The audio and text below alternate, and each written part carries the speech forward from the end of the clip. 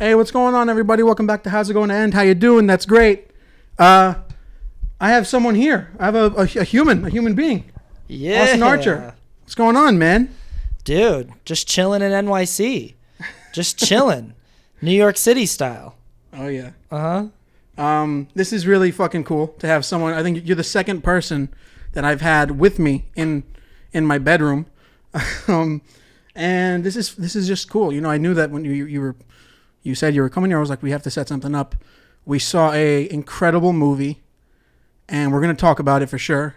Yeah, I thought you were going to, like, get your dirty underwear off the floor in your room. I thought, like, you're coming over, funny? and you just left your dirty, it's, like, everywhere. Like, You want to know something hilarious? Yeah. I scrubbed everything yesterday. I was like, I haven't had a person, like, in my, oh God, this is very so clean. embarrassing It's to clean. admit. I haven't, like, had someone in my bedroom in, like, since February, March 2020.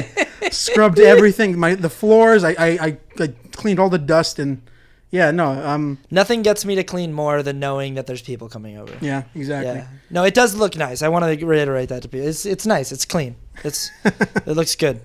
Yeah, so we saw, literally, we just got back from the theater. We saw Everything Everywhere All the Time. No, all at once. All the time, jeez. And yeah, I knew. I was like, I told you, for a second, I was like, Austin's coming. We can like hate watch Morbius and come back and just shit all over it and have because that's probably a good time, right? We would have had fun. Yeah, but then I was like, you know what? You saw this incredible fucking movie a couple weeks ago. You want to see it again? Who else will appreciate it more than this dude? I keep saying it. You're like one of the most talented people on the internet that I've had the chance to be like, this is a fucking pal of mine. You know what I mean? Yeah. Which is so. The internet is such a wide net to be able to actually talk with people and connect with people. So yeah, this is really cool. Oh, hell yeah. Yeah, that movie, I think you made the right call. I think we would have had a lot of fun watching Morbius, but I think you made the right call because I was waiting. I had some offers to go watch that movie. I was like, no, I'm going to watch it with Tim in New York, and I'm glad I waited, but because we saw it, that Alamo Drafthouse is a hell of a place to watch a movie. Well, I mean, that was my most exciting thing about it was, I was like, I'm gonna get to expose him to the Alamo. I mean, it's just the best movie watching experience. The only thing I see not at the Alamo is like opening night IMAX stuff, because there's a theater on 68th Street right across from here on the west side that has the largest IMAX screen in the city, and that's where I saw Spider-Man and Matrix and the Batman and all that. But everything else, I just hop on the train right down there and have like the best time. I want to get into this movie. Yeah. But we talked about this on my podcast a little bit. We talked about like IMAX, like finding the right seat in an IMAX theater. Oh yeah. So I saw the Batman 3 times. The third time I saw it was in IMAX. Mm-hmm. I picked a seat that was like, there were like 3 sections in this IMAX theater. I picked a seat that was on the front row of the third section. I thought that was like a good spot. Yeah. I felt like I was too far away to like get I was like, oh, it just looks like a regular screen from back here. So I moved forward, and then it was too big. Yeah. Like there was like an open seat on like the front row of like the second section, and it was like too big. And I was like, I don't know. I might be out on IMAX, to be honest. I might just be like, I can't find a seat that makes it feel different enough. Yeah. I want to sit in a spot where the screen feels huge, but I can still see the whole image. Mm-hmm. That's what I want. And I feel like I want two things that don't exist at the same time. So for the longest time, my uncle would take like 25 members of the family and just buy like rows in an IMAX, and we would watch, like, we watched Django, we watched Avatar, we watched the first Avengers and all that. And I don't like sitting in the middle, or like, I guess it depends on the screen size. I'm always last row. Yeah. I always have the rest of everyone else like below in front, and then the screen is just perfectly placed right across like that for me. But see, from that vantage point, don't you feel like it's just another big movie screen? Well, that's where I think it depends on the size of the screen. The one at the Lincoln Square AMC is fucking huge. Yeah. It's a warehouse's wall. You know, it's insanely big. Yeah. I mean, that's what I want. I want it to feel big, but I want to see the whole image. Because I moved forward for like the back half of the movie, and I was like, see, no, now this doesn't work. Everything's really distorted. Yeah. But yeah. You know, so I don't know. I just think movie theater screens are big. Mm-hmm. You know, and from a certain distance, like, I can't really tell how big it is. It's big and it's loud, and I like that. But like, you know, like, 30 feet tall is big enough for me. Yeah. That's big enough. You know? Yeah, I mean, the smallest theater I've ever been in was like a 20-seat theater. The Angelica on 12th Street it used to be like an opera house. They have like a stage with the largest screen there, and then every other room in the opera house they turned into a movie theater. Oh yeah. So I saw Flea in a room where like, I mean, the screen couldn't have been larger than from here to there, you know? Yeah. And I guess that's what, you know, they garner like the movie that probably won't sell that many. I was like one of 3 people in the movie. But, and that was my favorite film of last year too. So I still haven't seen that, so I got to watch that, right? It's on Hulu right now. Am I going to cry a bunch? Oh yeah. You're going to, I told you, I said, Flea and Everything Everywhere All at Once. 2 movies I walked out puffy fucking faced crying from several different emotions, you know, not just sadness or whatever, just from like euphoric existential realization. And like I said, Flea was my number 1 movie. I walked out of it more appreciative of fucking life. Same with this one. Yeah, I'll be honest. I got a little insecure sitting next to you, Tim, because like we're new in-person friends. Yeah. And I got a little emotional at the end of this movie, and then I was like, I can't fully cry. I don't know if Tim's gonna be like, dude, don't fully cry next to me. So I just was like, I'm just gonna like sort of internally. You did, yeah. And the vibe changed. Yeah, you just were like, all right, see you later, man. I'm gonna walk to the train. Go home. That was a lot of crying that you just did, but I got the impulse to like fully cry. Oh yeah, you know, I got a lot of crying out yesterday when I man. saw Company on Broadway, but I that's got the impulse to fully cry a few times near the end. I mean, there's some gorgeous stuff, dude. I saw this the first time at the Alamo in Brooklyn, and I didn't want to get on the train afterwards. I was like, I'm not going to sit on the train and be every New Yorker has seen someone on the train cry. I've been that guy. Yeah. I mean, it just happens. I'm like, part of me is like, one, it's already late enough. I don't want to, be like a hurt baby gazelle on the train, and then someone be like, look at this fucking bitch crying. We're just going to go rob his shit. Like, I'm not going to do that. I fucking splurged, and I got an Uber back up here, and in the Uber, I was just like leaking from my face. I could not stop it. And my Uber driver was like, "You all right?" I'm like, "Yeah, I just saw a good movie." He's like, "That'll happen." Yeah. And I was lucky to have like a cool guy that wasn't like, "Hey man, what's fucking going on?" You know? Don't cry in the back of my car, dude. Like, get out. You know? But yeah, no, this is that movie that I was like, if there's anyone to bring, it's like, bring someone like, dude. First off, like your content. I found your stuff on TikTok. The first thing I saw of you was the guy talking about the pronouns. Yeah. And that was like, I saw you and I was like, he looks so frustrated. And then you put the glasses on and I was like, this is something else. Like you had a whole musical number. Yeah. All the lighting, the choreography was so hilarious. And I was like, yeah, instantly, this is someone that I feel like I've had that like inclination to be like, make a whole thing on something really fucking, someone being really fucking dumb and just make it like spectacular. Yeah. But I don't have that like sense to be like, oh, and then the like the dance moves you had in that are great. Yeah. You know, and it's just, I don't often say like I was the first to do that or I created that. I'm always like, no, I pull inspiration. I have no problem being like, yeah, obviously if you see Bo Burnham in my stuff, it's because I'm a fan of Bo Burnham. Or if you see Jake and Amir in my stuff, it's because I'm a fan of Jake and Amir. Like I have no problem being like, there's comedic influences or there's musical influences or whatever. But I do think that the idea, because responding to people saying stupid stuff with like a video response or with some kind of like, you know, like a trending sound where you're like, what the fuck are you talking about? Yeah. Like, that was a thing on TikTok that people were doing. I think I might have been one of the first to do like full songs responding to someone. Like creative explosion. Like, yeah, to be like, instead of just doing like oh, what a stupid thing to say, or just having like a quippy response, which is what people were doing. People would like, someone would say something stupid in a video, and then you can stitch videos and respond, which is a great format. And it was when like stitches were first happening and becoming like a big thing, like responding to someone's video with a stitch was first happening. And I had this idea where I was like, what if it, instead of just telling someone why they're wrong or why I disagree with them, it turned into a huge musical number. Yeah. And I feel like I hadn't seen it. I was one of the first people on the platform to do that. I was also like, I mean, I joined fucking TikTok. I feel like a grandfather on TikTok. I joined TikTok last June. Yeah. And it had already been a thing for like what, 4 or 5 years, something like that. It really had its boom in 2020 with the pandemic. The pandemic made it. The pandemic made TikTok what it is now.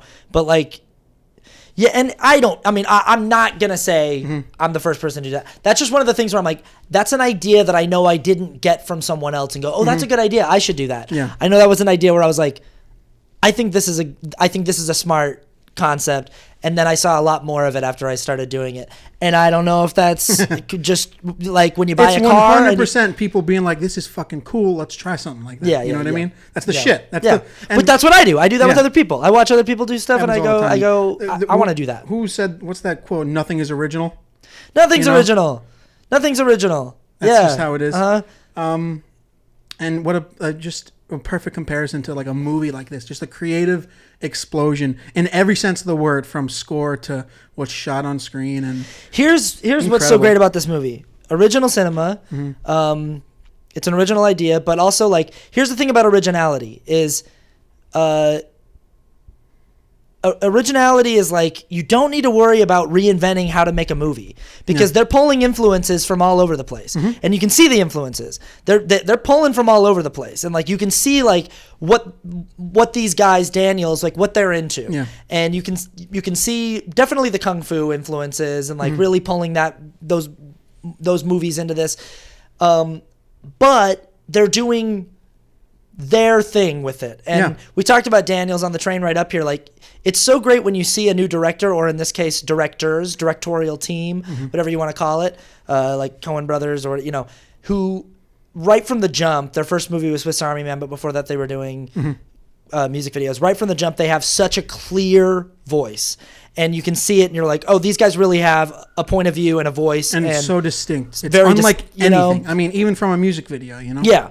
But it's like, they're just making a movie. It's a narrative movie. They're not really like reinventing the wheel or anything, but they're doing it in their way. They're being honest about who they are. And that's the same thing with music, with anything, is it's just like, just try to bring you to it, because originality, it's like a fingerprint or a snowflake. Like, it's like, they all look the same. You can see what a snowflake and go, that's a snowflake.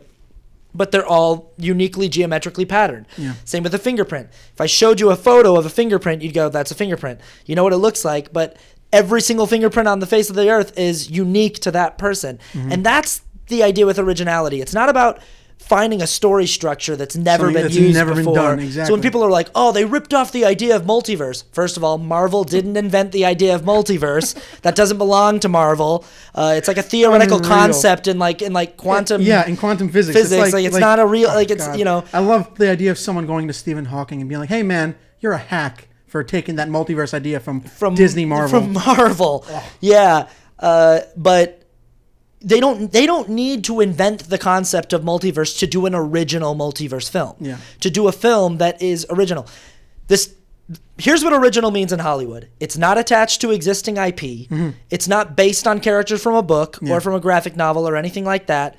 Another thing I love about this movie is I love that we're probably not, hopefully, most likely not going to see a sequel. It's not a trilogy. No. It's just, that's what it is. It's a standalone movie. Here's something that was worked on for hundreds and hundreds of hours. Every aspect of it is fine-tuned to fucking a specific point, not even to perfection, to where they were trying to meet it, and however it's received, and that's all. There's no sense of like, oh, but wait for the next one. Like, which has been so, I mean, I've been talking about this for so fucking long, the concept of like having to incentivize, like, hey guys, make sure you're here back for the next one, because all it's ever done is affect the current one, and what it turns into is there is no fucking current one. You know what I mean? Everything is just like mushes over into the next thing, and then following that. Like, end credit scenes. Like, I think of Ferris Bueller being like, this is a funny idea, to have him address the audience one more time, being like, why are you guys still not sitting in the theater? And then it's turned into a marketing ploy to be like, oh, but for the next one, that's the one you guys are going to... This one that you guys just watched, fuck this one. The next one is the one you're going to want to show up for. And it's just the strangest, like, most... I don't know. It's weird to even say disrespectful. It's just such a... a I mean, corporate selling point to me. I mean, in some ways, it's like if like let's say there's like an artist who's like doing, the goal is to like make the world's largest painting ever, and every a few times a year the artist finishes a new swath of the painting, and everyone comes to look at the new swath of the painting. It's a new piece of the whole, so they can look at the whole if they want and like go through all the, maybe it's just like a long strip, like a huge long wall, and then at the end you watch him begin the next part of it, and you watch it all, like, look at the new paint, and then you watch him, he's getting the new colors out, and you're look at these, what do Who we gives do? a shit about this? He's moving on. Is that a rose that's but and that's interesting. That's an interesting concept. Yeah. Like this idea of like, we don't know if the MCU will ever end. Like we really don't. James Bond movies are still going. Like, and those have been going since 70 years now. Yeah. So like, we don't know if the MCU will actually ever like wrap up and start over again, or like reboot, or, I hope it does. But there's also part of me that kind of hopes it doesn't. There's part of me that's like, fucking go for 50 years. Like, let's see what will this be? What will that, years? It's kind of like how like you get sick of athletes, like you get sick like getting sick of like Tom Brady winning the Super Bowl, and then it almost comes full circle to where you're like, I don't know, how many can you win? How many can you get, man? Like, I don't know, like keep going till you like break a hip and you can't play. I don't know. And you know what? There is definitely something novelty to that idea of being like, this is going to be something that's infinity. You know what I mean? Yeah. But then what happens is infinity loses that fucking specialness of like, this is a final thing. I mean, take it and go with it, I mean, I feel like it already has lost its specialness. I feel like Endgame was that's what Sacrifice was such a lovely wrap up. It was the climax of a decade, Yeah. Of a decade-long story that, wrapped up as neat as possible, really. Yeah. I mean, and by neat, I don't mean like everything made points. Sense. Yeah. Nothing ever makes sense in the MCU. I don't mean plot points or story summary or whatever. I mean strictly like, a rise, a conflict, and then solution. And then the story is like, and then they all lived happily ever after. That's what I mean. Yeah. It could 100% have been a version of that where it's like, the Infinity Saga, what an achievement in filmmaking. They made 20, however the fuck movies films over a decade and 2 years, and that's real special. What's next? It's like, nope. Yeah, and now we're on to TV. And if they were gonna do an ending to it, that would have been it. But since that they have no plan to do that, now I'm in the phase where I go, I guess just keep going. I guess we'll just see how long you can push this. But I'm kind of like, aren't they going to run out of properties at a certain point? And then, well, not if they buy everybody. Yeah. Not if they can just multiverse everything. In Star Wars will come into the MCU. Every movie exists in this universe. We're gonna, at some point there's gonna be like a CGI Mickey Mouse doing an adventure with. It's going to be Amazon versus Disney. Yeah. It's going to be, Amazon buying MGM, Disney buying Fox, and eventually someone's going to be like, I'll give you, fucking $50 quadrillion for your company, and now we own everything and everybody can say hi to each other. Do you think this Lord of the Rings series is going to be any good? Do you think it's going to look like it cost $1 billion to make? It seems like it. I mean, that trailer was... It looks great. It doesn't look like a TV series to me. No. It looks like a 50-hour-long movie. Yeah. Which... It should. Yeah, I mean, I think that's the goal. How much money? I think it was the most ever after WandaVision. Yeah, which reportedly was $25 million an episode. I mean, it should feel. I mean, like it should, should feel like Game of Thrones. As grand as it should be. I mean, larger. Yeah, larger. Game of Thrones, as insane as Game of Thrones was by the end when it came to budget and scale of the show. It's like $5 to $10 million an episode. Yeah. Something like that. I mean, you divvy it out because Game of Thrones is less about the triumphant, battles and more about, conversations and rooms. Yeah. Lord of the Rings is like, we're going to make the largest, I mean, Game of Thrones, I think ended up beating this, but we're going to make the largest battle scene ever. And the point of this battle scene is that it's the largest. It doesn't necessarily have to even service anything, even though they did with the fight in the Two Towers. But yeah, no, it's very much like there's different creative goals. And also, there's no creative goals when you're talking about Amazon and Disney. It's strictly about what can we do over and over again until we get a shit ton of money. It does seem like at this moment, Amazon is somehow more creatively exuberant. Like, I mean, The Boys is insane. The Boys excels in every facet of that kind of like. Well, comic Amazon book. isn't as creatively hampered by Yeah. the limitations of having to be like family oriented. I mean, there was a whole thing in this last month or 2 months where they brought in all the Marvel Netflix shows, which are some of the best content, Marvel content visually ever. And there was a whole backlash from parents being like, what if, like, you're bringing this to your family-friendly streaming service? What if one of my kids watches Daredevil and he sees vigilantes and scantily clad women? And I'm like, hey, honey, like, if he turns on any of the old Disney movies, he's going to be hit with a sign that says, hey, guess what? Walt Disney was a Nazi, so what you're going to see is some pretty racist shit. Prepare your children. Yeah. Like, if you're gonna watch Dumbo, which nobody's probably watching the old original Dumbo, prepare for some, like, awful a crow named stereotypes. Jim Crow. Yeah, terrible.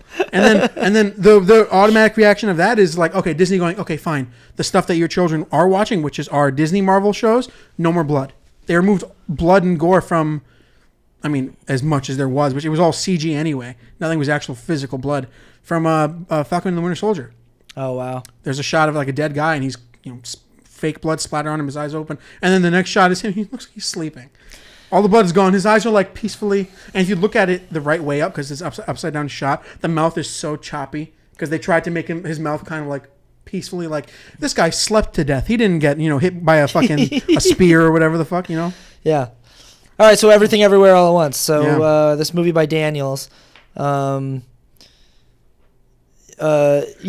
an original. Yeah. It's an original piece by a directorial team that I think everyone should be super, super excited to follow and give them as much time as they want between projects. It's fine. We'll be, it's like, when was Swiss Army Man? Like 2017, I think 2017. Yeah, something like that. So it's like 5 years since their last film, and it's like fine. I talked to you about this before the film. I'm always impressed with people who can have creative partnerships like that, because I collaborate all the time on projects. Like, it's something you have to do to, make films or make music videos or make music, or collaboration is like a frequent part of just being in like show business.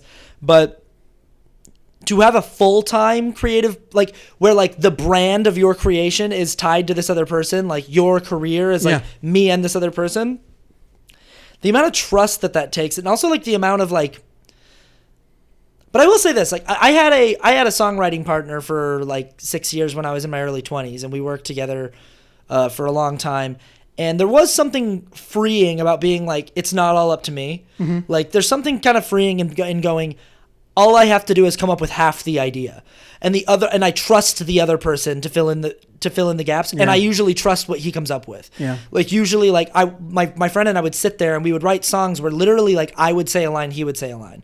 Like, he would say a line and I'd go, oh, the finish of that rhyme should be this. Yeah. And we would finish it like that, and we just trusted each other rather than going, no, that's a terrible way to finish the rhyme. Which is a very interesting aspect of a collaborative process, which doesn't always fucking turn out that way. No, because sometimes you're working with a person, and every time they try to finish the rhyme or they try to finish a sentence, you're like, oh, I hate all of your ideas. Yeah. Your ideas don't work for me. And that's not there's nothing wrong with that. It's like, some people just don't. Well, that's the thing, is there's also, I think, a misconception when it comes to creative partnerships that, like, oh, you guys are probably very similar. Yeah. Which happens, I think, more often with successful ones rather than the ones people all know go down in fucking flames.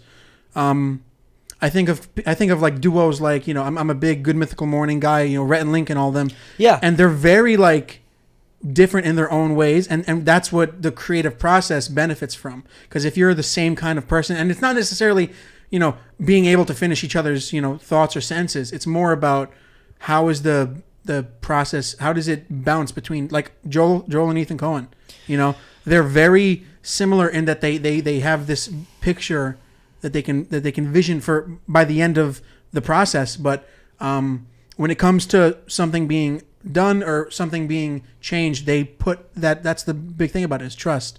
Trust, and I guess, part of it is like, it's like when you're driving on a road, you're like, I trust that this fucking guy's not going to just veer into me, and there's a mutual thing there where it's like, we have to just expect the same outcome. Yeah, and it's not just saying yes all the time, too. Yeah. It's not just saying yes to whatever idea your partner has.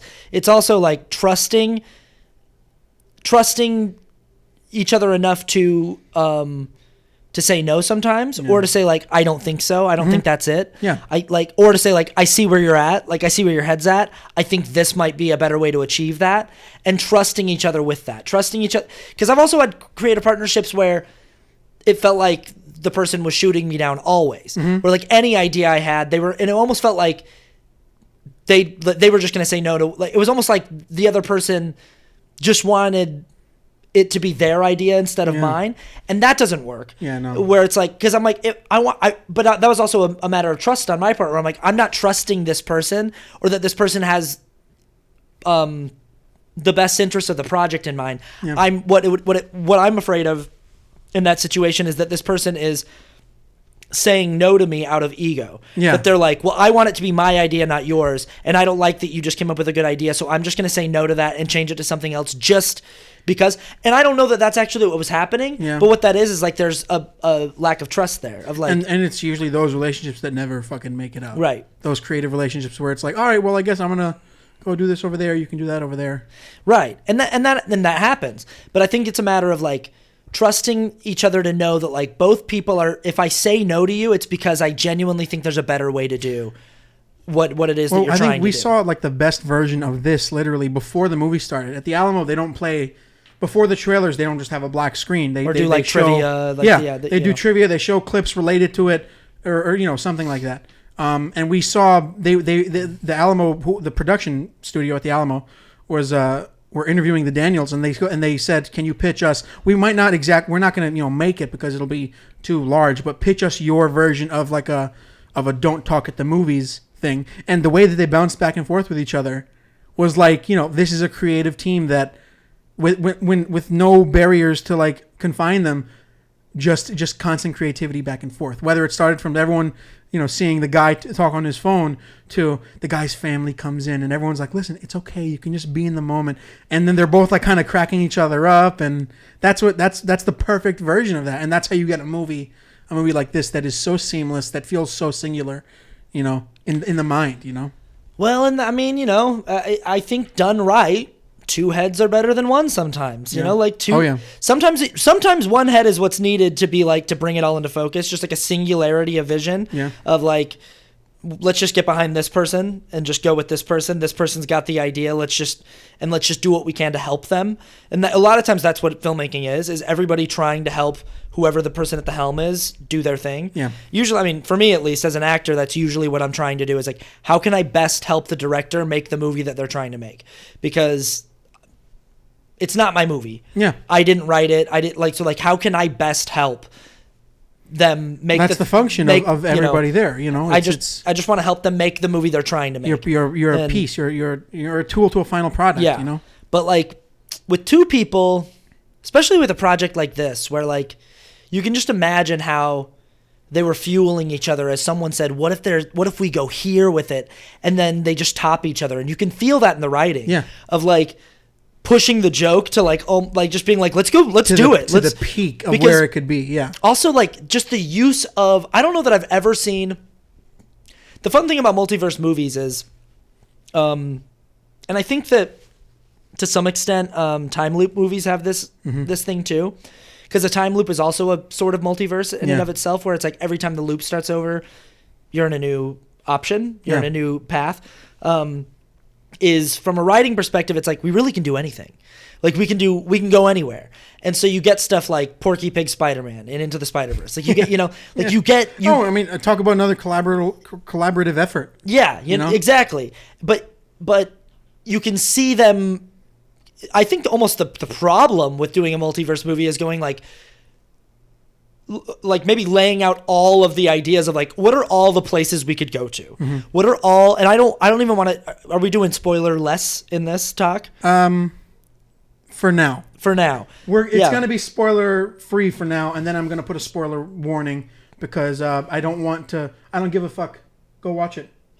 There's going to be a warning. There you go. That's all you get. That's all people complain to me about anyway. Yeah. Is the fucking spoiler warning. So for right now, spoiler free, and then maybe halfway through, and then in like, fucking 5 minutes because I want to get into spoilers. So there's just places that they go that it's like, I wonder if they had some kind of like whiteboard where they were like, let's just list out all the possible places we think it would be fun to go, or interesting, like weird ideas for universes. And I think they picked like 10 to really focus on, and then probably like 20 to 30 to like show briefly. Yeah. And that process of figuring out like, okay, where do we want to go? What's funniest, but also what's useful? What's, narratively, what's the weirdest? I just think, I mean, there is a balancing of tones, both visually, stylistically, and emotionally. That's not both, but all of those things in this film that is really astonishing. It's and it's kind of always happening all at once. And I know that's the title of the movie, but like that, it feels like they also wanted to achieve the title of the movie in the execution of the film. That it's like, all the time in this movie, it's funny, it's emotionally engaging, it's an action movie that's visually stunning, it's just like visually breathtaking, effects-wise, and all these practical effects that are wonderful. They married so many different genres, and they're always holding them all in the same space all at once, always. And there's several sequences where very literally it's like happening in the span of like seconds. We're going from like comedy to drama to action to sci-fi to like, and they're somehow pulling it off, and and you know what the best part of I think for me the best part about it is that whenever someone it like we talked about, like it feels like it's fucking going, it's veering off into its own kind of lane where it's like something like this has something so huge with the way that they infused everything is rarely if ever done. And done well, so it's like pioneer shit. They paved this whole new road for people to go and experiment to that extent of being like, you don't have to kind of tie yourself down maybe to one creative restriction or not even necessarily genre, because even genre I feel like is a word that still forces everything into a box. They've found a way to express everything creatively, and not necessarily in something as silly as like hot dog fingers, you know what I mean? But like down to just having genuine, well-written, emotional nuances paired alongside like the funniest, like simple slapstick at some points, and then great and different styles of humor, not just comedy, but like different worlds of cinematic humor. The levity is creative. Where it's like sometimes it's gross out like college movie humor, like a movie that like Seth Rogen would make, like dildos and stuff like that, like dildos slapping people in the face and things like that, like Jackass humor. Like sometimes it's that, sometimes it's slapstick falling down, sometimes it's like it's well written. Like when she's trying to explain. All right, spoiler warning. We're going into spoiler territory now. I'm gonna put something flashing on the screen. We're going into spoiler territory now. We gave you a lot of reasons to go watch the movie. If you want, like I tweeted this when I first saw it, and I tweeted it again tonight. Like, this is an all-time favorite of mine. Go watch the movie. Please support. Don't bitch to me about no original movies exist. They do exist. Go and pay to see them, and don't see or I'm not gonna say don't see something. You know what? No. Don't see like Fast and Furious 27 and be like, fucking nothing's original. If your choices are Morbius or this movie, go to this movie. Exactly. Yeah. All right. The spoiler warning is happening right now, and we're in spoilers. The different layers of comedy. Exactly. Thank you. One of my favorite moments is when she's trying to, the concept of everything happening to her. Another alternate version of her husband, when she's trying to explain it, contacts her and she just catches on to it, and now she's far into this fight with everyone in the office that now she has to explain to her daughter and husband, like she compares it to Ratatouille. She mistakes it for Ratatouille. Which is, she thinks that Ratatouille is a movie where a chef has a raccoon on his head and not a rat. And that's what makes him. And his wife, her husband and daughter are both like, Mom, it's Ratatouille, and she's like convinced. She's like, no, it's Ratatouille. And that happening in the middle of being like, there's alternate versions of you that are helping me and trying to fight me, and she's also like kind of bad at explaining it, which they've also just explained that she's like the worst version of this person. Yeah, and that's what makes her special, is like she's the one who like made the wrong decision in every. Well, my favorite thing about that is like every goddamn "you're the one" story is like you were the one. You were the one special enough to achieve everything. And with this one, it's like, you are the one that everyone else was able to benefit off of you. Every wrong decision you made for yourself created a right decision for someone else, for another version of you. There's actress version, there's a singer, there's just all these countless versions that were like, we get to... I mean, if they're I able like to that think aspect like that. of this movie too, that Jet Li, the one, or Highlander... aspect of this movie where it's like you're pulling the power of the multiple yous. Yeah. So when people are getting a new skill, there's this really creative way that they do it too, where like you have what's called a launch pad or a jump point. Jump point. Where to create the jump point, you need to do something that's like improbable that you would do. Yeah. That connects you to the next nearest universe, but you can also think of a certain universe. So let's say I want to be really good at basketball, I would think of a universe where I was a really, really good basketball player, and then I would like pick up this Bob Ross and like stick it down my pants and like maybe shove it up my ass, or I would, something like. I was so happy to see your like to feel your experience when it pulls focus on the butt plug award. Oh my God.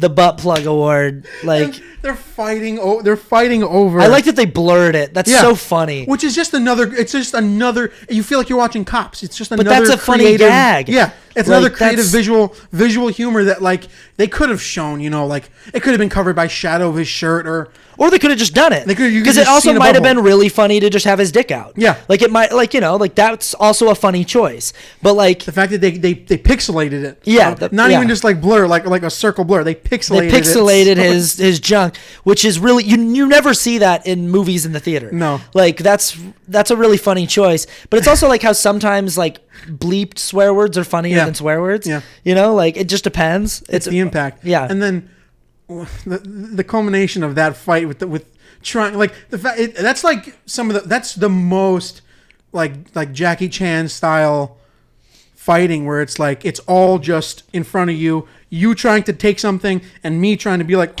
moving shit around, and the fact that it's with something so fucking silly, and the IRS agents at this location, if you do a good job, you get a butt plug on a pedestal. You get a troll, and my favorite, which is like a dig at IRS agents. Yeah, exactly. And she has Jamie Lee Curtis. What a knockout role for her. Killer in this movie. Yeah. She's so funny and she's so wholesome and she's so aggressive. And she's never been like this. I actually think it's like one of the most like unique roles she's maybe ever had. Mm-hmm. And she has so many of them. And she gets to do. She has like 5 of those butt plugs. Yeah. Listen to the longer thing, and then you have the guy like Michelle Yeoh moving the butt plug around, and him like the most twists and turns trying to get it. He's trying so hard to sit on this butt plug. That's what's so funny is he's like with kung fu style. He's trying to like flip and roll and like land on the butt plug. Old, like that choreography is so is so quick, and but yet you can catch that style everything. of humor to simultaneously be doing kind of like gross out college guy humor, like a butt plug, and his jump point is sticking the butt plug up his butt.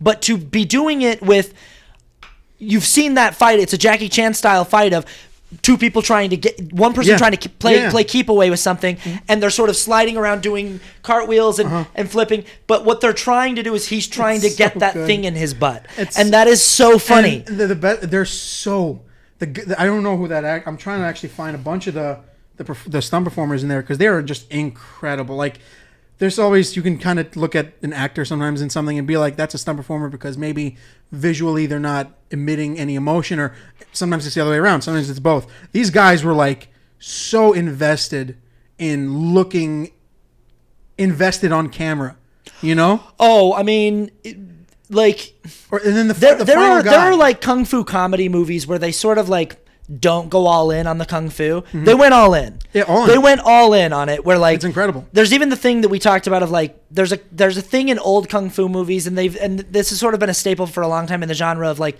having a lot of the movie or even the entire movie take place largely at like one location, where it's like people are just coming in from every direction, and so it's like The Raid or there's a lot of old kung fu movies that just like take place at like one like palace or dojo where like it's one warrior fighting off a bunch of different people that are coming through different doors and things like that.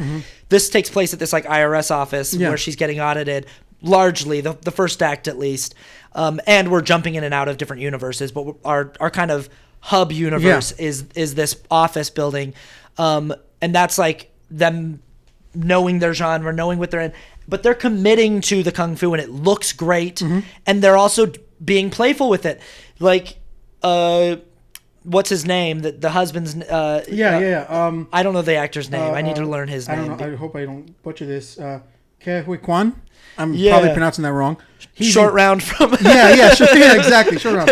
Incredible. He's incredible in this movie. He's my favorite thing about the movie. Like I can't tell you. I was trying not to shake next to you from crying when he's trying to like center everything. When he explains to her the way that he fights. Like I feel like I'm confused. I feel like everything is my fault. I'm sorry. Like please, just kindness is the way of the world, and and I love that you have also a successful version of himself telling movie star Evelyn, saying like, you know, you probably he's basically explaining the version that she's with in her reality, saying like, you know, you probably think I'm just, you know, like bumbling my way through, but this is strategic. Me going into everything positively and with kindness and with optimism is like, because if I don't, you know, it's how I survive. It's the end of the world. Exactly. It's how I survive. Oh, when he's so, what a performance from someone who hasn't acted in however fucking long. When was I don't even know. I don't know what I mean. I imagine he's been around and we just haven't seen him in like a major film. I imagine this isn't his first time acting since he was a child. I don't know. Maybe it is. If it was, that's incredible. He's fantastic in the movie. He's so good, and I hope that he's like back. I hope he's like back in a big way. God, please. I hope that. I hope like, you know, he has like a Michael Keaton-esque like, you know, comeback but because he's so good in the movie. I also was thinking she's got to be older than him because she was in movies in like her 20s in the 80s. Yeah. And he was like a kid. He was like, I mean, she's probably I bet she's 10 years older than him. Yeah. You know, around there. Yeah. But anyway, he's so good in the movie. But that's another aspect of this film that, so again, the balancing of all these different tones. In a movie where there's a fight where a guy's trying to get a butt plug in his butt because that's his jump point, where people are doing things like, you know, licking things, licking the wall and slap, you know, getting slapped with dildos, heads are exploding into confetti, things like that. In that movie, it's also a movie about nihilism and fighting against nihilism. And there's a certain form of depression that I'm familiar with. You and I talked about this after the movie that I think you're familiar with, where like sometimes the thing that gets people who are suffering with depression is that they almost feel like I've felt like this before, and it sounds really cocky, but it's almost like I'm too smart for my own good. Like I learned too many things, and the more things I learned, the sadder I got. Like the more I learned about like why the world is the way that it is, or like the forces that make the world go, and then also just like the size of the universe. Like the more I learned about like, you know, there's a great discussion in the movie about how we once thought that the earth was the center of the universe, and anyone who said otherwise was executed. We killed people for speaking against this idea. Then we found out that the earth is orbiting around a sun. Not only that, it's one sun of trillions inside of a universe that is one of we don't know how many. Could be infinite versions of this same thing. And the more that we learn about it, the more we feel insignificant, and the more we feel like nothing really matters.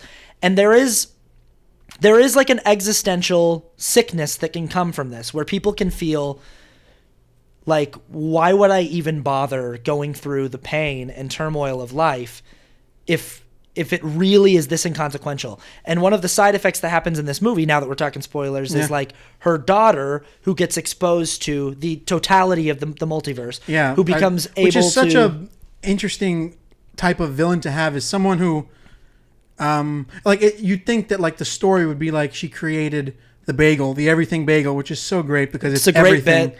It's a great bit. I can't have one I had one the other morning and I was thinking about the movie and it's just it's such a great concept. But her one of them was like at the bagel shop one day while they were writing this movie, exactly. and they were like, "Holy shit!" An everything bagel, an everything bagel, and it's also just the silliest thing to be like, "Hey, it's an everything bagel." Yeah. But the concept of like in any other story, I feel like the plot would be she wants to end them all, but it's like no, she experiences them all at once, so she is trying to end herself. It's really that kind of story. It's the kind of letting someone go, and it's told. The concept of letting someone go is told, in several different ways. Whether it be a mother letting her child live her life the way she doesn't understand necessarily, or a father letting his daughter go and live a life that she doesn't feel fulfilled in. You know what I mean? It's told through several different ways. One of my favorite interactions of the movie is when she tells her dad, like, "How could you let me go? You clearly did not value me enough." When she's born, it says... But he has to, right? Yeah, exactly. When she's born, when she experiences her birth, because the Alpha Waymond comes and gives her the information, she experiences her birth and she sees the doctor saying to her father, "It's a girl, I'm sorry." You know what I mean? And which, again, the rate at which jokes and bits come through in this movie, where it's just she's experiencing her entire life cycle in seconds, so it's maybe a 30-second sequence, and in that sequence, like just these quick visual bits of like, the doctor handing her dad this baby and saying, "I'm so sorry, it's a girl," which is both sad and also funny. It's like a play on like the way that like girl babies aren't like super valued in Chinese culture. Oh yeah, but also throughout a lot of human history, it was thought of as having a daughter was a curse because if you had to marry them off, the family name and all that. Yeah, and the only way to do that is if you had a dowry and if you didn't have, so it's like if you were like a poor family and you got a daughter, it was like, oh no,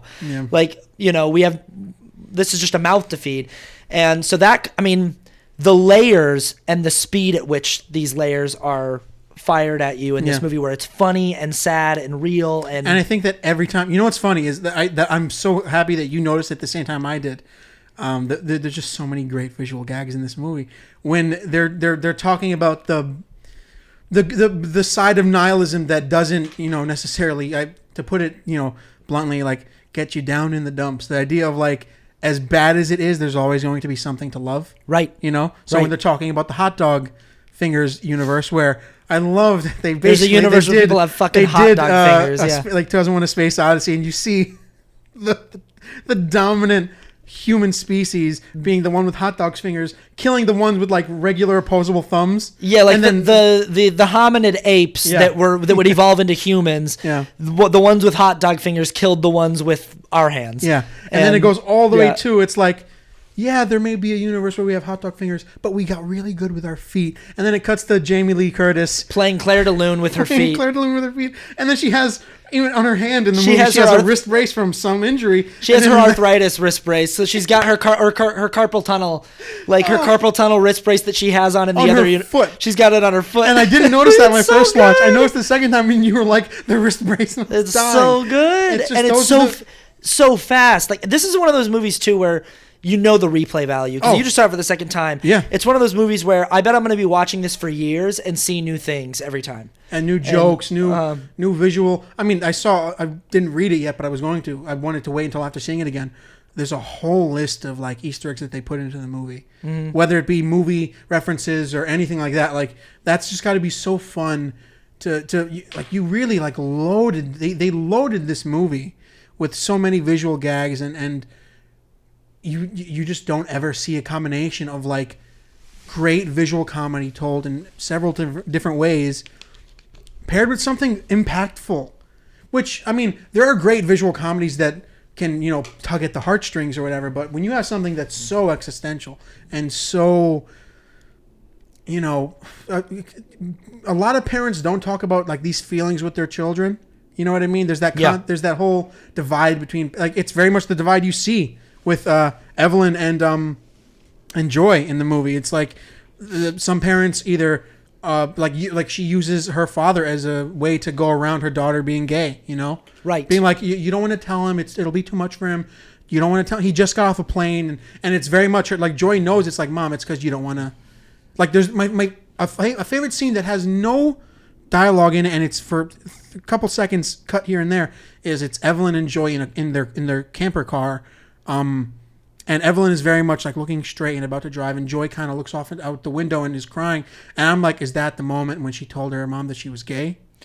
Oh, you know what I mean? Yeah, that's like how when I first saw it, I was like, that has to be like they didn't even say anything, and I'm like, you can see the pain on your face. You can see her mom kind of like Evelyn probably was like, oh, like you just paid it no mind, didn't acknowledge it, because if you don't acknowledge it, it doesn't exist. It's fucking the ostrich shit, you know? Yeah, it's very. Yeah, I mean, this movie is visual storytelling. The visual storytelling. This movie is a cinematic feast. Yeah. It's way more than your eyes can probably take in one viewing. Truly, oh, yeah. Like I said, it's probably going to keep giving you things to look at with third, fourth, fifth, sixth, seventh, eighth viewings. Yeah, the philosophy in this movie, going back to this thing about nihilism, it's like her daughter. Essentially, what happens in this movie is like her daughter.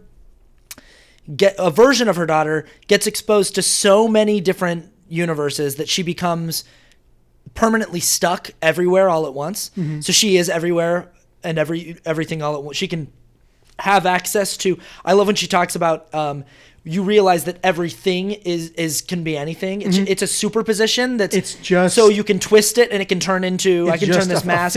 A fixed point. It's of molecules. It's a fixed point, and so I can just go. Instead of the water bottle, I'm going to turn it into the hammer that I'm holding in another version, and I'm just going to turn it into the hammer, and like that philosophy. But because of that exposure, she's effectively a god. Mm-hmm. And she's also effectively, the most intelligent, omnipotent being in the universe. Yeah. And she's all alone in that. And that knowledge is unbearable to her. So she creates this vortex to lose herself in. I've thought about this before as a person who grew up religious, who grew up believing in like an omnipotent God. Mm-hmm. I've thought about this before. I've been like I was raised in a religion where I was taught that we could become like God in the next life, that they believed in eternal progression and like constant growing and changing and evolving. And on the surface, that sounds kind of appealing. Like, oh, I'll just continue who wouldn't want to be grow God, and develop it. But like at a certain point, I feel like there's a certain point of like once you reach infinite capability, infinite knowledge, infinite vision, infinite presence, wouldn't there come maybe it's fun to enjoy for a while, but wouldn't there come a point where you'd go, all right, I want to turn it off now. Like I now desire more than anything else nothing. Yeah. I now desire nothing because I have been living with the overwhelming totality of everything for so like it's really high-minded again for a movie with butt plugs and dildos. Like yeah, it's really high-minded to go into like. And also then to humanize it and go, you don't have to be an omnipotent being to know what it's like to be overwhelmed with options. Yeah. Option paralysis. You and I talked about like the problem of like in real life we get lost in the multiverse. I'm going through a thing right now in my personal life where like there's like these decisions that need to be made that feel really big, and it fucks me up to think about every time I pull the trigger on one of the decisions to think, shit, what if that's it feels that like the stakes are so high. It feels like there's so much riding on these decisions. And I'm trying to be like, all it is in life is just decisions and just accepting whatever happens next, good or bad. And there's not really right decisions or wrong decisions. It's just steering the boat this way versus that way and just accepting whatever comes up down this path. But it's hard, and in your head you can think about what would have happened if I had gone that way, that time that I had that really big decision to make. Where would I be now? And you can get lost and that can be very existentially crushing. It can feel like, God, there's just so much possibility that I'm never going to experience. That's depressing. The feeling like, cool, there are all these possibilities, but all I've ever done is the things that I did. Yeah. And I'll never get to be those other people, the other versions of me. And that concept of being like, oh, I knocked over Bob Ross. Oh no. That concept of being like this version of Evelyn is the worst version of her. Right. And there's that anybody that talks about, speaking positivity into the world or whatever, everyone feels like shit sometimes. And there's always that feeling of like, I could have done this, I could have done that. I'm the worst version of me. That this movie singles out nobody. Yep. In every lane of the way it's going, there's always going to be that feeling of like that everyone on the fucking planet will have that feeling. Well, then also the philosophy of whatever it is that you're after, that you think, if I just get this, I'll be whole. If I just get this, I'll feel better. If I achieve this, I'll get better. And then every time, at least for me, whenever I hear people who have what I want, people who have made it in show business or something, every time I hear them talk about, like, when it's like really talk, if I get into a good podcast where they're actually having a real conversation, and it's like, like the question gets asked, like, so did this fix you? Like, do you feel? And almost always they're like, no, like, no, like no, it turns out no. I need to find my wellness through.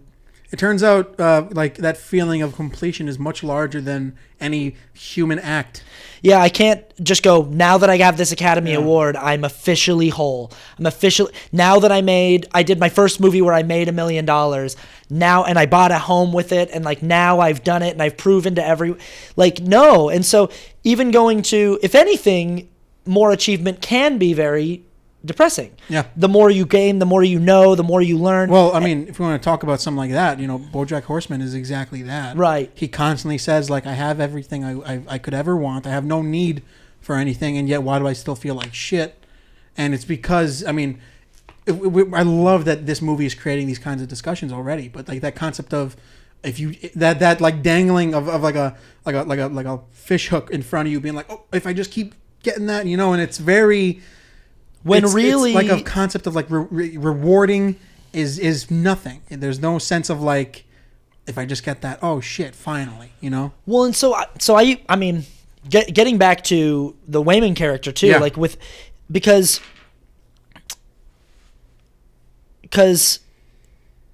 I've had this thought too before where, and this was when I was in the depths of my depression for like 11 years, and from like 19 to 30, I was like intensely suicidal and like very depressed, and bringing this energy into your show here. I bring this energy myself. Yeah, but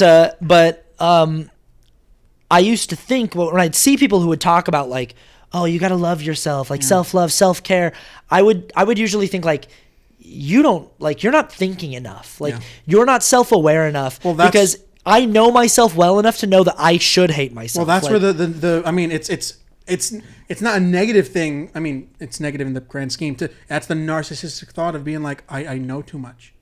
The amount of times depression is narcissistic. It is self-obsessed. It's incredibly. It's self-obsessed. And there's a genuine form of like, you have to find acceptance in the idea that like, hey man, you're not the center of the universe. Yeah. And there's acceptance in that. Like whenever I think about, the lowest points where you don't leave the bed for fucking, 2 weeks, or all you do is you eat, sleep, shit, and that's it in order.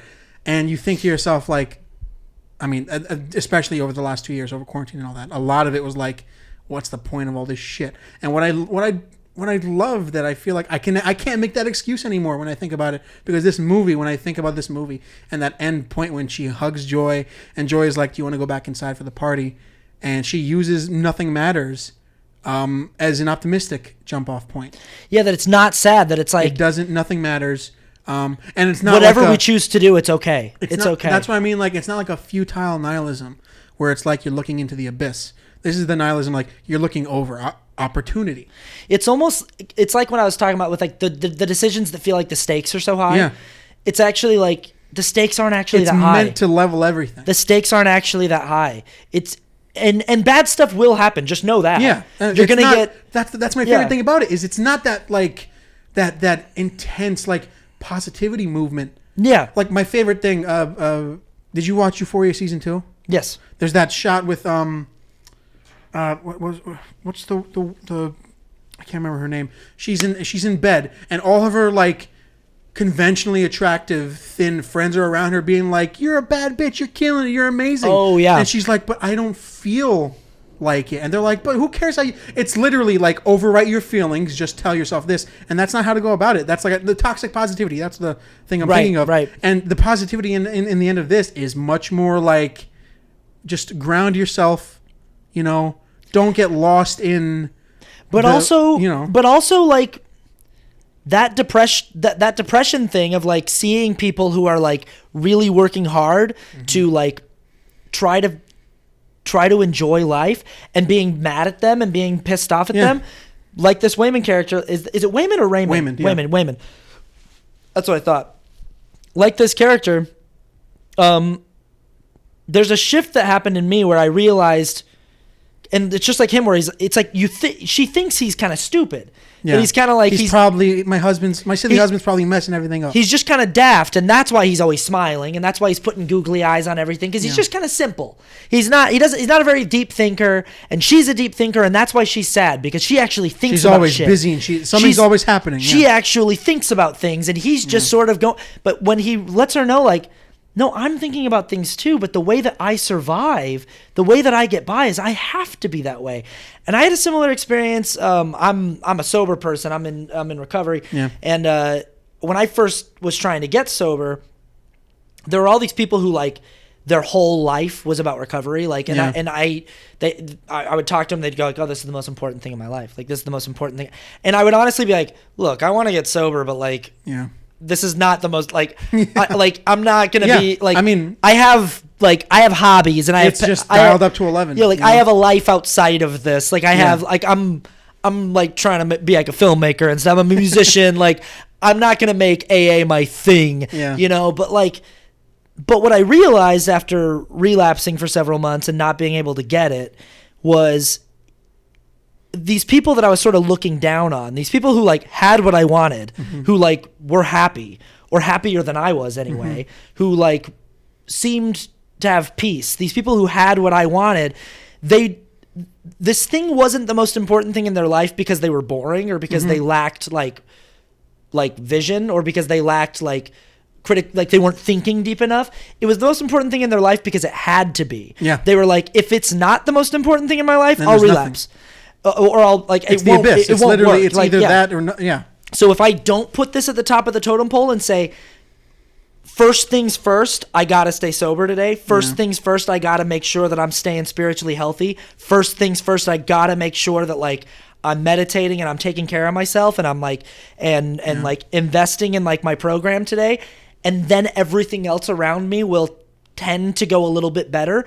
Shit will still happen. Shit's still gonna happen. Yeah. But it's like I gotta be ready. So like when when people die, when I get sick, when I like shit's gonna happen. When I lose that job, I gotta be ready for that. And first things first, like I gotta like so Wayman's not just being naive or stupid. He said it's strategic. He's like, no,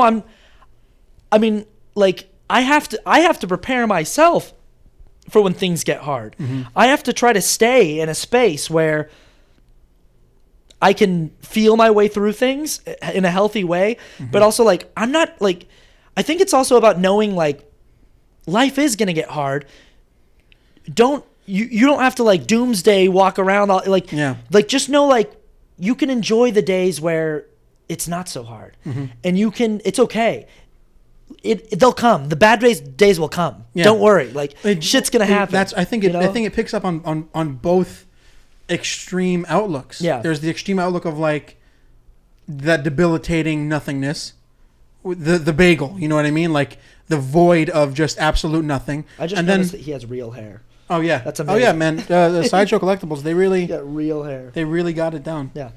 Sorry. Keep going. No. There's the bagel. There's that abyss of nothingness that, the more susceptible people in that arena, lean towards. And then there's the other extreme side of that, which is like everything's gonna go great and amazing, and you're going to make it. And even if it's a obstacle, it becomes a part of you, and it's amazing. It's like no. Sometimes you can acknowledge that something is bad and negative. There's a gray area. I've had so many people in my life who and I see what they're trying to do, and I've learned to try to appreciate it. But it used to like annoy me. But I've had so many people in my life who would like look me straight in the eyes and be like, "You're gonna make it." Yeah. Like if I've ever met anyone who's gonna make it, it's you.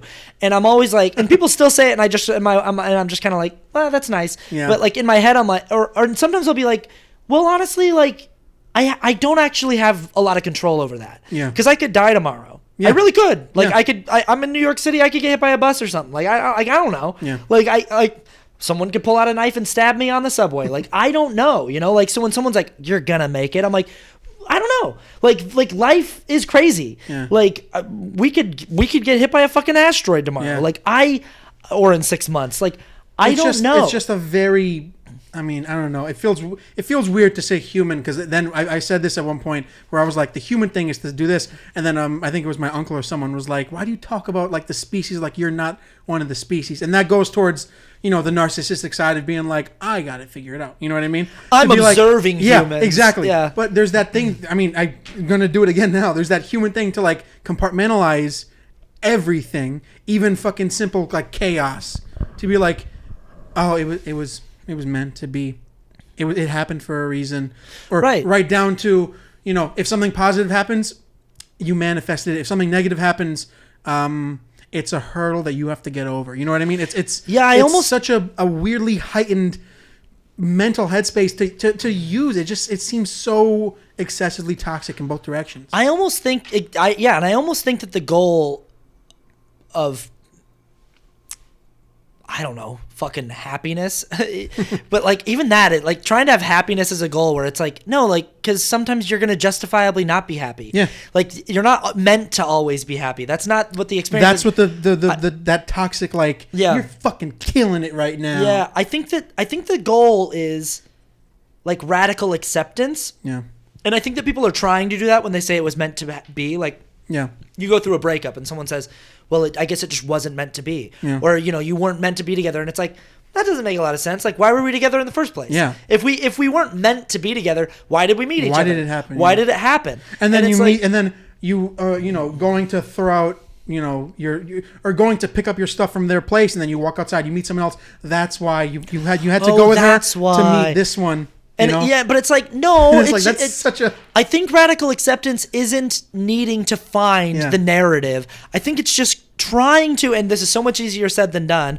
This is my biggest struggle, is like really trying to just go like, it's all okay. Mm-hmm. It's all, I'm not running the show. I'm not controlling it. I'm not pulling it's just sort of happening. And I'm here as like as a participant and an observer, and I'm just, there are great things. I get to watch amazing. I get to be alive in a time where things like movies exist and movies are as good as they are. Yeah. And like music has gotten as good and as interesting as it is, and there's so much of it. And like I get to like observe that and have experiences with it, and I get to see beautiful things, and I get to travel, and I get to like do amazing things, and I get to know what really awful stuff is like. I get to like feel really intense pain, and I get to like, and it's all, and rather than trying to like come up with the purpose or the story or the narrative, it's just, I think what we're trying to get at, and I think this is what radical positivity people are trying to get at too. I think it's what everyone's trying to get at, is like acceptance. And I think that's in this movie is like, the overwhelming totality of everything that her daughter's experiencing, and the inability to like, to deal with how empty it makes her feel, to know everything and to see everything and to realize that none of it really amounts to much, that it's all fleeting, and she would rather have nothing than that. But it's like, well, you will have nothing in a minute. Like at some point, every infinite version of you will die, maybe from old age or something. And like, there will be nothing. And or whatever happens after this, I don't know. We have no scientific reason to believe that something happens, but maybe it does. I love when she, like the whole point of Joy's whole thing in this movie is she's seeking out this Evelyn, not necessarily to even kill her or anything, but to have someone who feels the way she does, and can maybe. And she says when there are rocks looking over a version of Earth where life never formed. That's such a great scene. Which is so great. And I what I love about that is she goes, damn it, I thought you would find something. I thought you would see something I couldn't. in this infinite nothingness. You know what I mean? But she does, and then she rejects it. Well, she tries to tell her. The best part about finding this version of Evelyn who understands, like, I mean, by the end of the movie, she gets her to come back, but there was always a version. There's something in this character of Joy that wanted her to bring that for her. She is the one that, that's why I came looking for you. That concept of like. But it's funny. She knows everything. Yeah. And she still doesn't understand. Why did it have to be me though? Couldn't you have just gotten any old person? Like, yeah, you wanted me, your mom, because somewhere in you, you have this deep love that you can't really explain or understand. That she fully. kept writing off as, I mean, that's my favorite part is when Evelyn and Wayman have that nice moment where Wayman is like, we got another meeting in a week, and then he just goes straight to the task at hand, cleaning up the glass, and she hugs him, and then Joy is like, yeah, that's a freckle of a moment, in infinite lifetimes. That's not like, how are you able to? She goes, and that's when Evelyn goes, that's where you cherish those moments.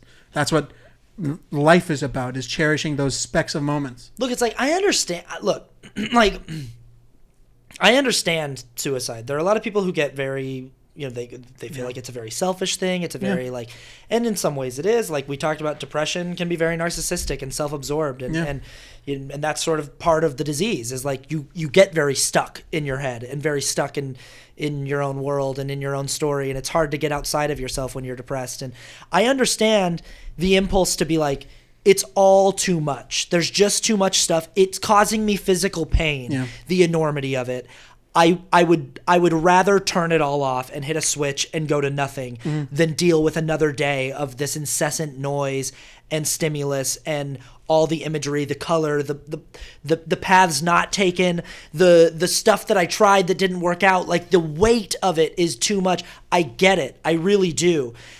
And what I want to say to people like that sometimes is I want to just go like, if you believe that there is nothing waiting for you after death, which is a perfectly reasonable belief. Like I said, we have no scientific reason to think any different. And if you believe that there's life after death, that's fine too. That's totally fine, because we also have no scientific reason to believe that there's not. Like we can't see. We don't know. We don't know what happens. Like we can see what happens to your body, and it goes in a hole or it gets burnt into dust. Yeah. And like that's what happens to it. But like we don't know what happens to like your spark of consciousness. Like it seems to turn off in the brain, but dim, and then if there's some kind of metaphysical you that goes somewhere, who knows? Soul and but all like that. If you believe that there's just a nothingness waiting, you have forever to be that.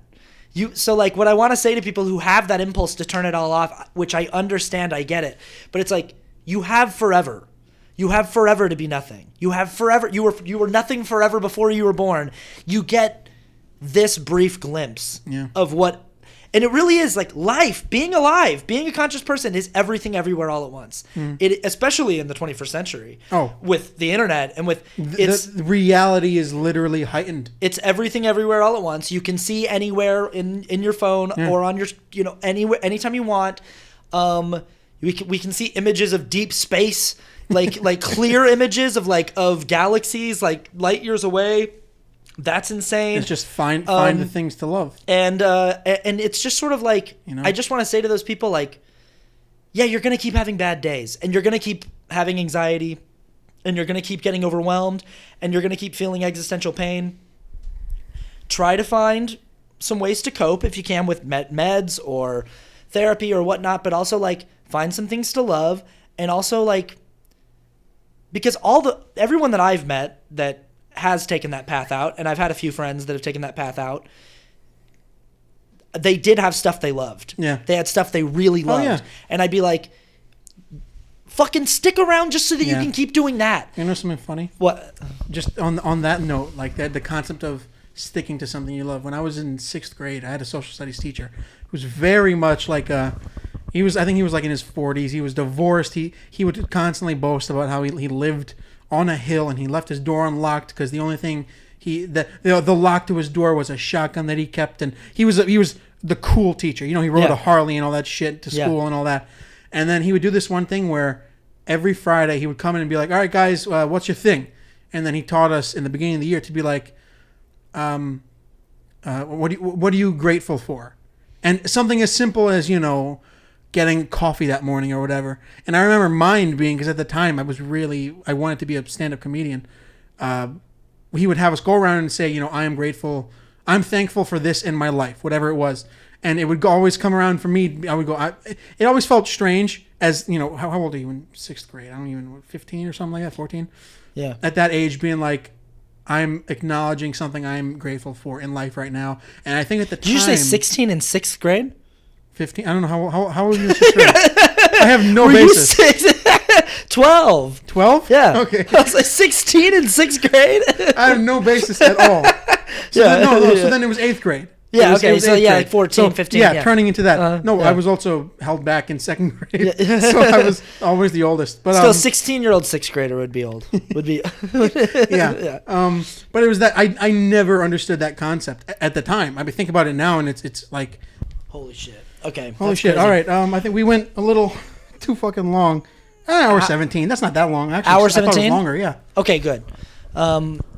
There's only a couple more things I want to talk about for sure. Yeah, for sure. One is we mentioned this scene. Well, first of all, I want to talk about that rock scene because that's like we've been talking about the layers of because the rock scene is one of the most unique scenes I've ever seen in a movie. Yeah. It kind of reminded me of like Rubber. Like the movie about the tire that's sentient or something like that. But that's also one of those things where I'm like, at the beginning I was talking about how they probably went to a whiteboard and wrote down all the different possibilities of universes and had to pick a few. Mm-hmm. The rocks are great. Just 2 rocks sitting there and it's just text above them talking. Yeah. And it's simultaneously like one of like the philosophy is really beautiful. That's Joy telling her like, hey, you're far away from everything. Just be a rock. Just be a rock. And then also, it's hilarious. So like such a weirdly reassuring feeling. If you experience all that all the time, and then just sort of for a second go, oh my god, I'm a rock in a place with nothing. It's quiet because nothing. But also, like again, that's what life is like. It's like sometimes, like meditation is like what you're trying to do is like, hey, just for a minute, can I just sit still? Just from like going to a spa or something and being like. Just for a minute, I'm just going to try to sit here. I'm just going to try to sit in this, strangely like progressively healthy. Yeah, and just be a rock. To include something like that. But I think that's how you know that the character of Joy isn't all that lost. Yeah. She's got like just like the fucking camera battery, 1% left, and she's just about to go into the fucking bagel. And it's that 1% that's like still hopeful that like, I know who will bring me back my mom. Yeah. And, God. But oh my God. But so that scene, the layers of like, unique filmmaking, great use of multiverse, and also comedy, all in that little scene and that universe. But we talked earlier about the funny scene of Evelyn trying to explain what's going on to Joy and Wayman, and she talks about Raccacoonie.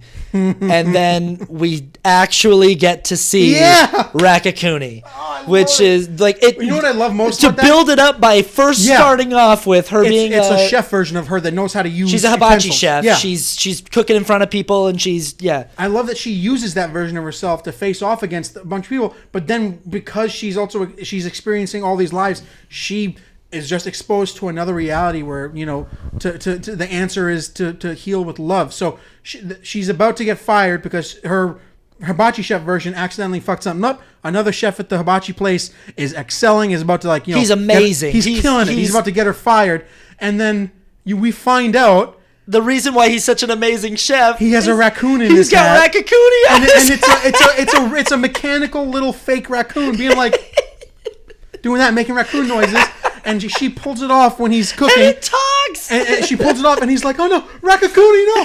And it's so funny because then the authorities come. He gets fired. The pound or whatever they come and they take the raccoon. His job because he's got a raccoon on his head. And then that's when she realizes to heal with love.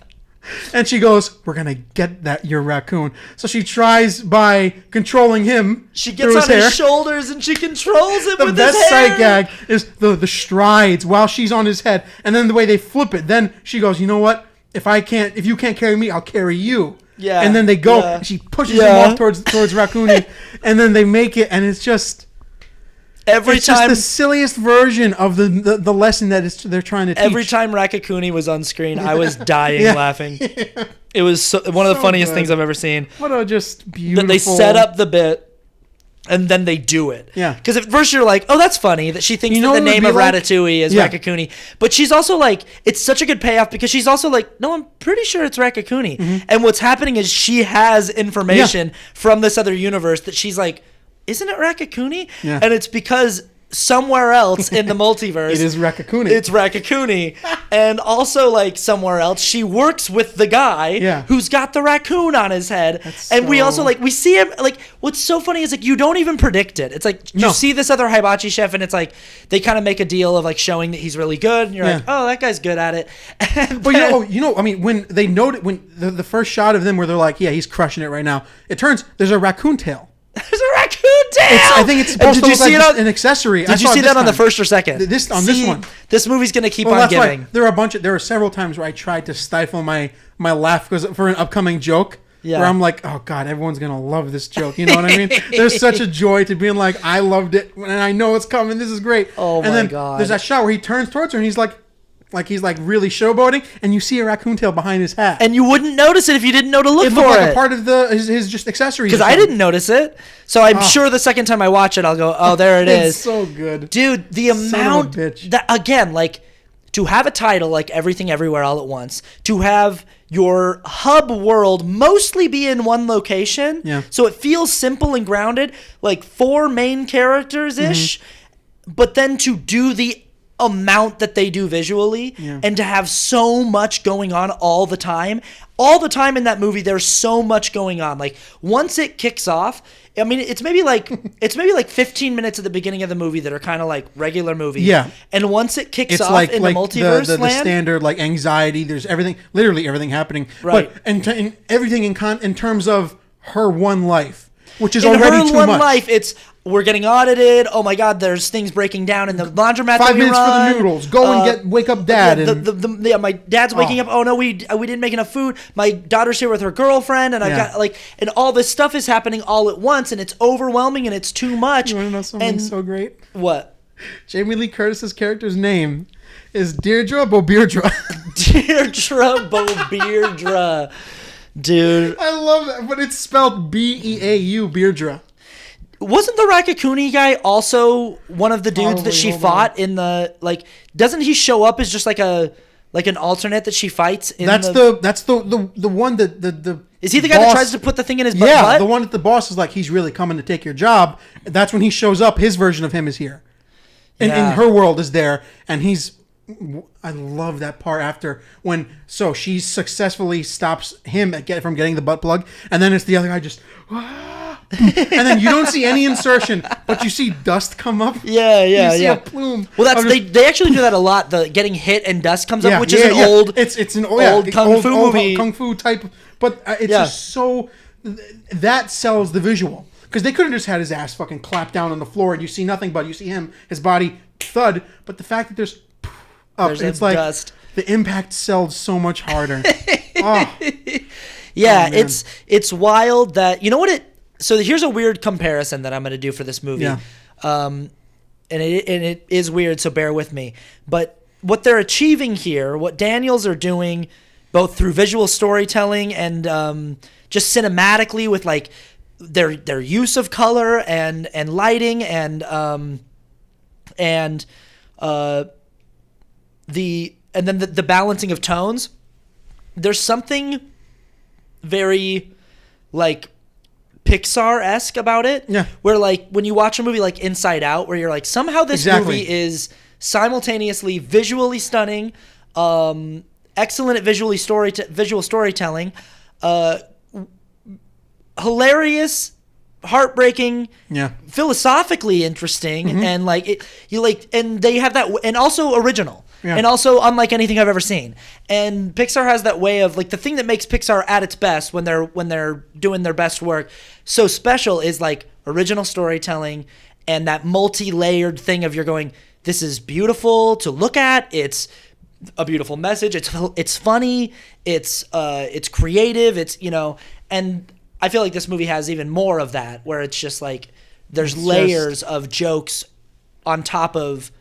And so much of it is stuff that I think that, I mean, just a great way to bring up animation is like, a lot of this stuff is probably like easily passable in animation. The fact that they executed so much of this practically and in reality, it just makes it that much more special, I think. A lot of the visual gags, a lot of even the story concepts, like they have some excellent sci-fi moments in this where you have the Alpha verse and you have the group in the van and they're plugging him in and they're looking for different. It felt very Matrix like, to be like, we have to find another one, we have to download, Keanu learning kung fu and all that. Like, it's very much in that lane, and the fact that it can combine all these different story elements and you know what, I think more than anything, I think that if other people or if someone else were to try to execute something like this, I would be more surprised if it wasn't messy. This is not messy. Everything feels perfectly on purpose. Mm-hmm. And which is, no one tries to execute making something bad when they make something, and maybe sometimes they do. They're like, yeah, we knew it was shit. What are you gonna do? But in this case, it's like, that like everything was purposely executed this way because the final product had confidence in it. It had a sense of like, this. We know the story we're telling. We know the impactful moments that there are going to be, whether they're emotional or full of levity. And I think that's just such a fucking special combo. This movie really is in everything fucking Bagel. It's literally in everything Bagel. It's such a great canvas to put everything on. Yeah. Yeah, it's one of those movies where like it's so hard to imagine getting this movie made if you hadn't already established yourself. For sure. Where like if you went in with this idea and you're telling them, but I'm so glad when people get to make movies like this, when studios and when filmmakers that really have. But that's why we just and filmmakers like Daniels, they're rare. They're rare. It's people that it's like I always want to tell aspiring filmmakers like.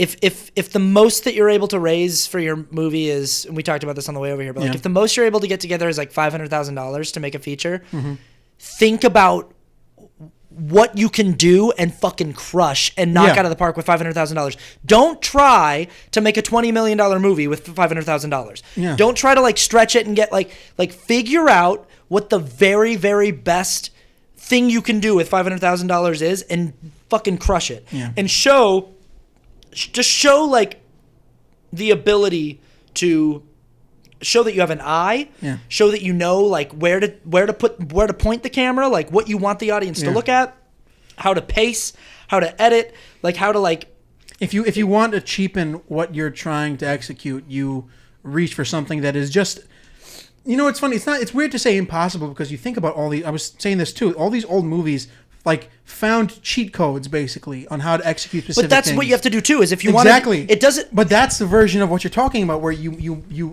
reach the best possible fucking limits for what you're able to achieve. You don't try to exceed. You don't go, well, we don't really have money for this, but let's do it anyway, and it won't be quite as good as it could be. But rather than put all your effort into something achievable that you know that you can perfect. Yeah, like.